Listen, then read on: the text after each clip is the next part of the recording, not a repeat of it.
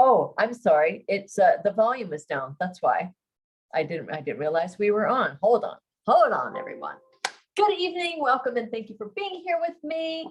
We are going to get started reading. If we get cut off, yes, yeah, I know you will not forget. I'll have to keep looking over here because it keeps wanting me to press a button in order to keep going. So I don't know what it's doing. Is that Miss Kylie out there? How are you, my love? I haven't seen you forever.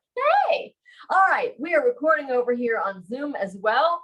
Welcome. And we are continuing tonight with my Read With Me sessions of Someone Exactly Like Me, with me, the author, Debbie Cromack. We are reading this love story. It is a slow burn, friends to lovers, hot, sexy Mediterranean hero. We have a romance author and a whirlwind of a romance, some ups and downs along the way. So Nicole Mancini is our Italian actor who has skyrocketed to fame following his saucy role in a saucy movie. And he now wants to build his American dream over in Hollywood, but he doesn't have representation. He meets Destiny Cardone, who is our romance author, who is a best-selling, very successful romance author who happens to be in a bit of a slump. And her mother works in Hollywood. So we see how a mutually beneficial business deal might work nicely for the two of these. And they go on this whirlwind romance, and we follow them through the ups and downs. And I do always give a happily ever after. So we will get started. Again, we are keeping this PG-13 so that I don't get my access revoked again, because we don't want to do that. I will try to replace words as I go. We may need to skip some phrases, some sentences, and some scenes that are about to come up. This book is available on Amazon, obviously in paper book, in ebook, also available to read for free on Kindle Unlimited, as well as my other slow burn romance, Untouchable Zane, is also over there. You can buy both books, also signed paperbacks from me on my website for $15 each in the United States. And if you want international shipping, just send me a message. We will figure it out together. And you will always get from me a bookmark when you order the signed paperback and a few other things, because I just like to stick in a few other things for fun, because that's what this is all about. Fun, romance, having a good time. So let's get started reading. All right, we are up to chapter 23. As always, thank you for bearing with my not so fantastic out loud reading and loving me anyway. Here we go. We are in Destiny's point of view. Fueled by a night of dreams. We're starting off already, you guys. Fueled by a night of saucy dreams, succumbing to his things, I wake up excited to write. It's early and I'm the only one up. I throw on leggings and my big sweatshirt, grab my laptop and snuggle into one of the Chase lounges by the pool. The sun's just breaking through the ocean, painting the sky in radiant hues of orange and yellow. Before I begin writing, I take a deep breath of crisp morning air into my lungs, absorbing the beauty surrounding me. We're high enough above the ocean that the crashing waves pacify into a soft hum. A bird visits me, sitting on the glass wall of the pool, tilting its head as it tweets a greeting of good morning. Another deep breath as my bird friend flies away and I open my laptop. Words fly out of my fingers, through the keyboard and onto the page. As I write, I fall more and more in love with my characters and their story. Engrossed in my writing, I have no idea how much time passes. Around 8, Nico comes out to let me know Angelina has made breakfast. The four of us eat together. Then I get showered and ready for the day with Nico. I take the red dress he bought me out of the closet and put it on. When I look in the mirror, turning to view each angle, I can't help but smile. I feel pretty and I do love the dress. The smile spreading across Nico's face when I meet him in the kitchen tells me he's happy to see the dress he liked on me. We spend the day exploring the village below their villa.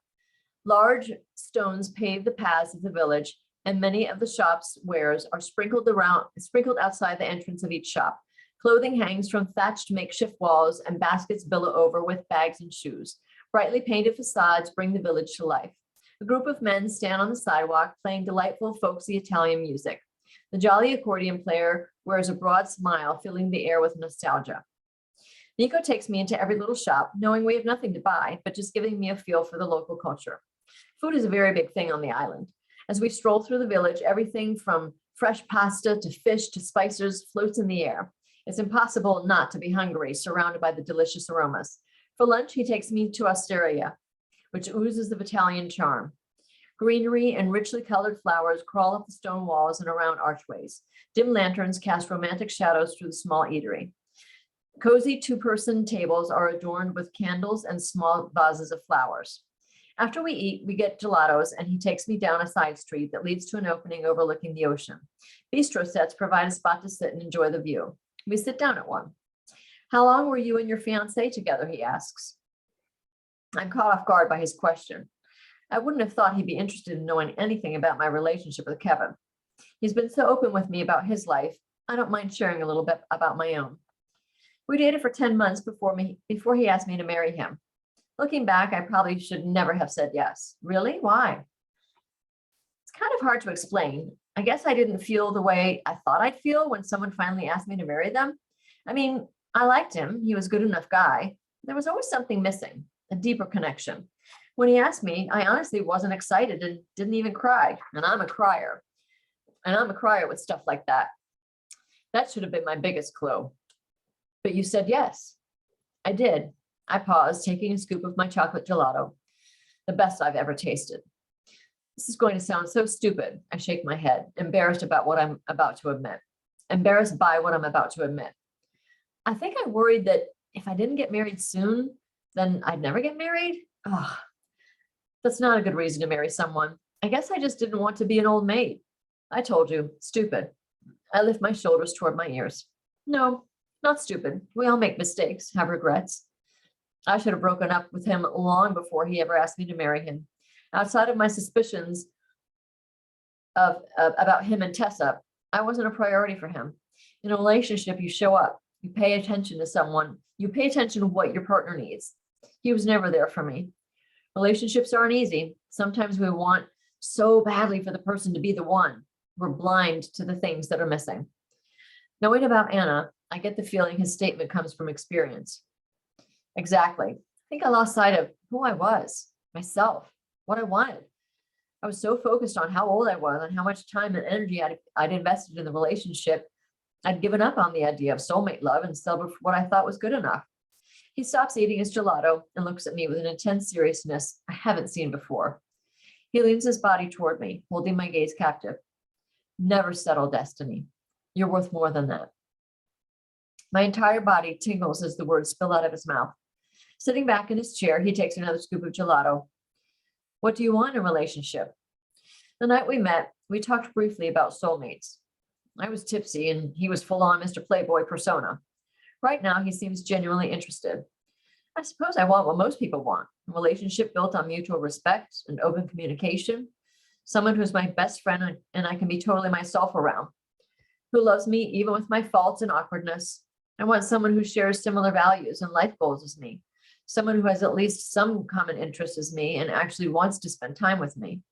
I want for us to challenge each other and push each other forward, to bring out the best in each other and be each other's biggest fans. I want to feel his pain along with his passion. For me, a soulmate isn't someone who completes me, but someone who inspires me to be complete in and of myself. As I speak, a lump grows in my throat at the thought that I've never had these things in a relationship. Maybe I want too much.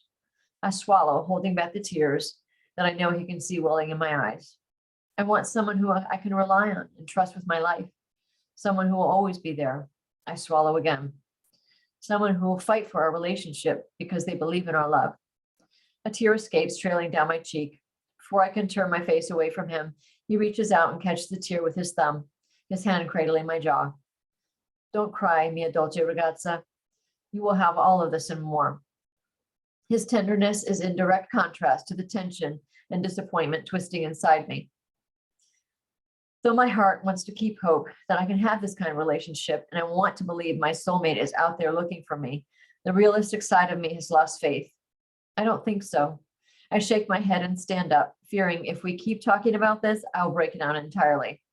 Thankfully, he takes my cue, dropping the subject and walking with me. We spend the afternoon walking through the rest of the village, popping in and out of shops. At the end of one of the cobblestone streets is a small jewelry store. It's empty when we enter, except for the gray-haired gentleman behind the counter reading a newspaper. He stands up to greet us, and he and Nico exchange pleasantries in Italian while I smile. Taking our time, we look at the beautiful pieces through the glass cases and curio cabinets. A silver locket catches my eye. It's delicate with intricate etching on it. It's a stunning necklace, Nico says from over my shoulder. Isn't it? It's a locket. You can put pictures in it or even an inscription. I've always thought there's something so sentimental about lockets. How so? I turn to him. Well, usually they house something very dear to the person, their children, their parents, their spouse, or a quote that has a deeper personal meaning to them. Lockets are very special. I think they are anyway. You should get it. Oh no, I don't need it. Besides, I've spent more money on this trip than I planned to. I pause, looking at the locket one last time. Where to next? We spend the next few hours browsing through the rest of the shops in the village. By late afternoon, we head back to the villa. Angelina and I chat about the day we had while Nico plays with Franco. Early in the day, he suggested we leave at 5:30 for our dinner reservation, so I excused myself to get ready. I haven't yet worn the two-piece white outfit Candy snuck into my luggage. I put it on, touch up my makeup, and twist my hair up into a loose bun, leaving some pieces around my face. When I enter the kitchen where Nico and Marco are talking and Angelina is preparing their dinner, Nico stops mid-sentence. His eyes travel from my head to my feet and back up. I catch Angelina and Marco steal a quick glance at each other. The corners of her mouth turn up slightly before she returns her attention to the stove.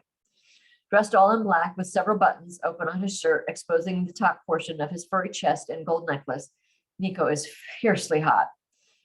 He clears his throat, turning back to Marco and Angelina. We're going to supper. We'll see you later. Enjoy your supper, Angelina says as Nico approaches me. Thank you. I wave in their direction. We walk out to Marco's car and Nico opens the passenger door for me, lingering by my side. This is the outfit Candy packed for you, he asks. It is. I told her she knows how to dress her models. You look beautiful. The tiny hairs on the back of my neck stand up. The way he looked at me earlier makes his words feel true. When we enter the restaurant, I'm awestruck. The hostess takes us through the main dining area, which is the opening of a mammoth stone cave. The rough stony walls and ceiling lead to the open air edge of a scenic cliff that overlooks the sea below. We're seated at a table suspended above the water. The view is breathtaking as the water kisses the sky.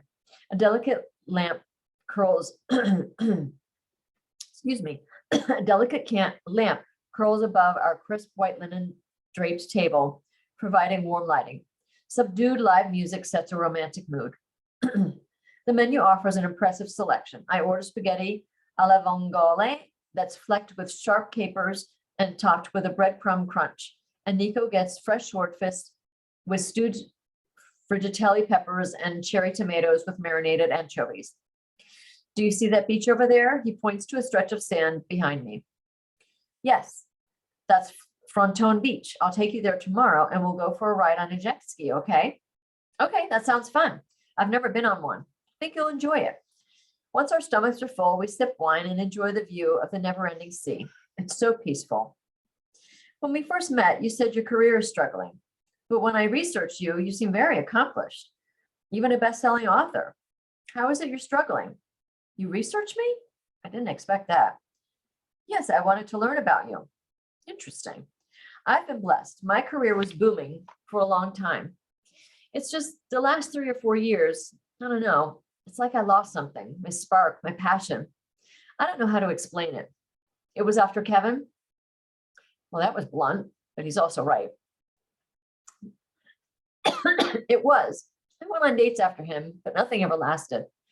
My books were pretty bad during that time. And if I'm being honest, I swirl the wine around in my glass, avoiding his eyes. I think that's around the time I kind of gave up on the idea of love. I mean, what kind of romance author can't even have a solid, romance-oozing, passion-filled relationship, you know? Could it be that maybe you gave up on more than just love? What do you mean? Is it possible that you gave up on yourself? Though his tone is tender, the words sting. They sting because they're true. I take in a breath and let it out, determined not to cry. I look up at him and swallow.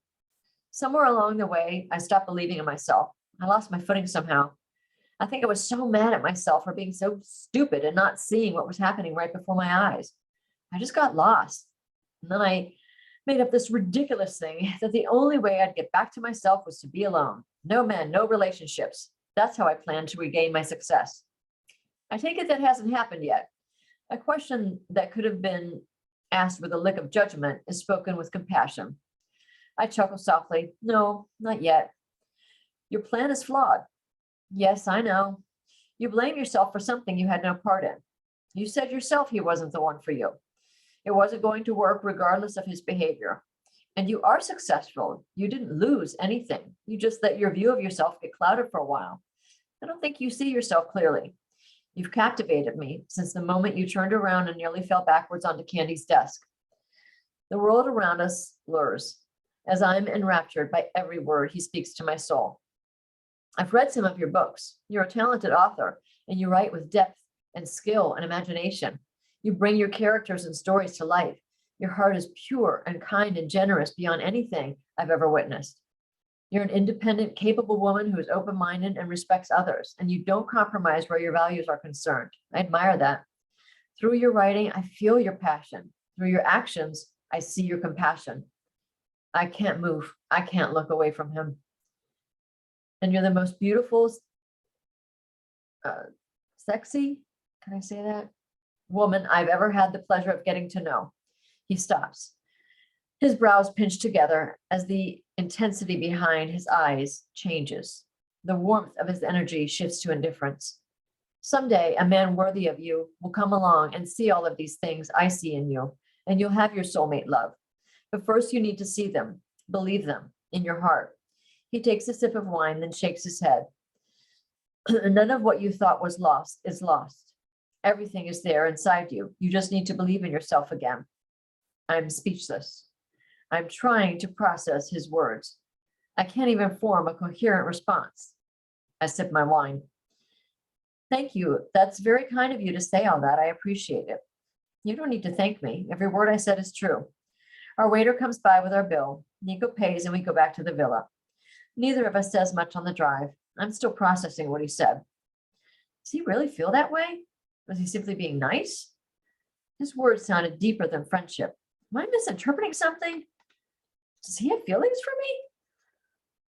I felt him shift, distance himself, like he was trying to protect himself or me. When we get back to the villa, he pours us wine. I excuse myself to use the restroom. I put my purse in the room. Before I rejoin him, my cell phone chimes. It's a text from Dad that he sent me. It's a text from Dad that he sent me an email. I open up my laptop and read the email. When I walk into the living room, Nico hands me a glass of wine and we sit together on the cognac-colored leather sofa. I have no idea how to say what I need to say, but I need to tell him. Shifting my body toward him, I start. I just got an email from my dad. He found Anna. His eyes fly open and his jaw drops. You're kidding me.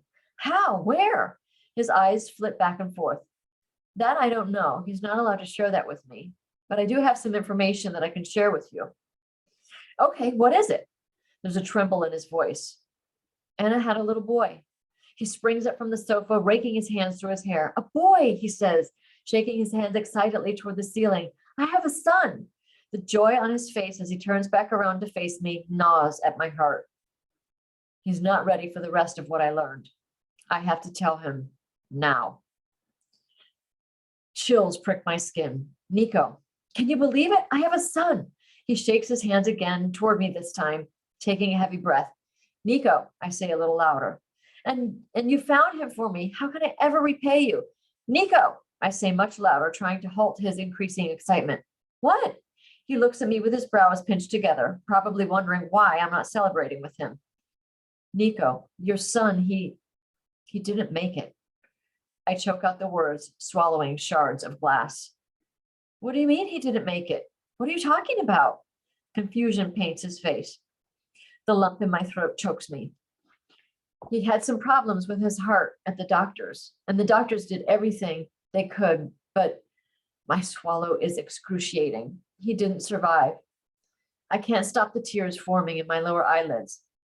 He passed away 2 weeks after he was born. Oh my gosh, you guys, I'm going to cry at my own stinking book. Nico falls to his knees before me, anguish overtaking the momentary joy. The man who I once thought was nothing more than a testosterone-oozing, single-minded sexual playboy crumbles into my lap like a broken little boy. He wraps his arm around my waist, gripping the fabric of my skirt in his fists and cries. His entire body jerks as he sobs. Tears flood out of me. I curl my body over his head, draping my arms over his back. And that is the end of the chapter. Pardon me, I'm getting emotional over my own book. I think that is a good place to stop for tonight. Tomorrow we start chapter 24. I would love to know in the comments what you're thinking of the book. Are you enjoying it? Tell me, ask me any questions. If you are joining me on YouTube, I would love it if you would like and share this video. And I really would love it if you would subscribe to my channel and keep joining me for more Read With Me sessions. So TikTok, hang tight with me. I will be right back. And YouTube, I will see you tomorrow night.